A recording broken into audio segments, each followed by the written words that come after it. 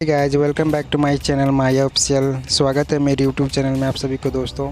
और हाँ दोस्तों, आप लोग को बताने आया हूँ कि अक्षय सिंह जी का एक और देवी गीत सॉन्ग रिलीज़ हो चुका है दोस्तों। तो आप लोग जाइए और ज़्यादा से ज़्यादा प्यार दीजिए इस सॉन्ग को। और हाँ दोस्तों, इस वीडियो को जो रिलीज़ हुआ है जो इस चैनल पर, उस चैनल का नाम है वर्ल्ड वाइड रिकॉर्ड। एक बहुत ही बड़ा भोजपुरी चैनल है गाइज। प्लीज़ आप लोग जाओ और ज़्यादा से ज़्यादा सॉन्ग को सुनिए। और ये सॉन्ग का टाइटल है बड़ी शुक्रवार है।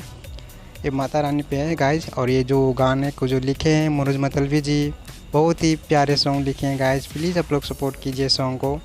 बहुत अच्छी वीडियो बना है दोस्तों। और जो इस वीडियो को डायरेक्शन दिया है वो भी बहुत अच्छे से डायरेक्शन हुआ है गाइज। और डायरेक्टर का नाम है, आप स्क्रीन पे देख ही सकते हो डायरेक्टर का नाम क्या है। तो गाइज प्लीज़ आप लोग सपोर्ट कीजिए इस सॉन्ग को। रिलीज़ हो चुका है। मिलते हैं आप लोग से नेक्स्ट वीडियो में, तब तक के लिए बाय दोस्तों।